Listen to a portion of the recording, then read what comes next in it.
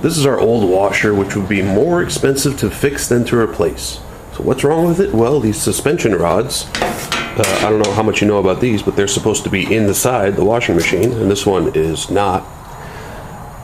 These suspension rods have broken, so it's been unbalanced, and then that caused more and more damage, and now we're just going to get rid of it. But before I get rid of it, I'm going to take it apart and pull out the motor and maybe use that for something in the future.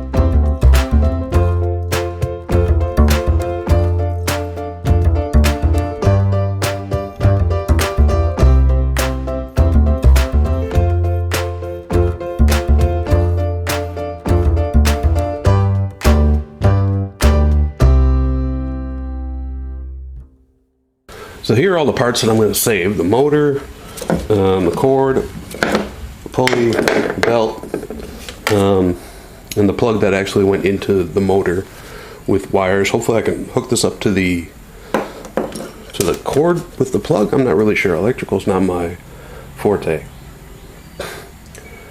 So anyway, I hope that was helpful. Thanks for watching. Bye.